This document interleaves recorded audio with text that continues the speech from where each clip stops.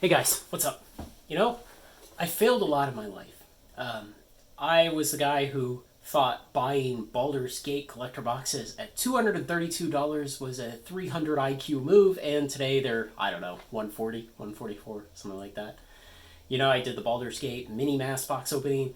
I've only made back about 65% of my money on that because the market for the cards just dropped out as too many stores dumped them and too many of the boxes got opened to try to recuperate anything on them.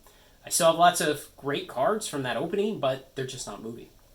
I've had multiple times in my career where I've gone head to head against a coworker for a promotion, and out of the two of us being considered, I've been selected to be the person who doesn't get the promotion multiple times. And, I kind of have two feelings about failure in my life and failure in general.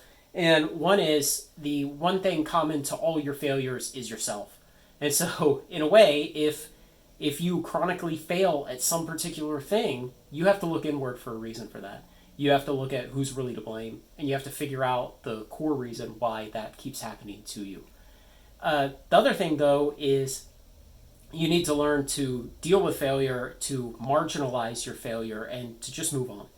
And a small example of that is, I regularly get into these very technical meetings at work, and there will be some very complicated concepts being discussed, and I won't understand something. And so I'll just interrupt everyone and I'll say, hey, can you explain that? Or can you tell me what that acronym means or something?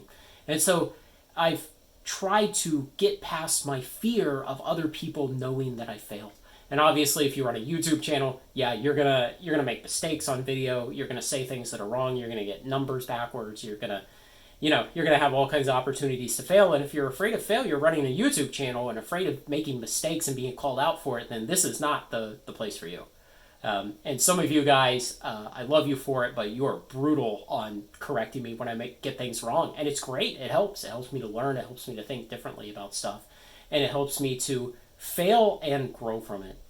And so that's my message here is don't be so afraid of failure. I failed with a lot of things in Final Trade, in the business and on the YouTube channel. I tried some pack opening videos like, I don't know, 15 months ago. Absolutely went nowhere. I've tried various products to sell, things to sell on eBay, things to speculate on that just haven't worked out, or maybe they haven't worked out yet. I can't tell.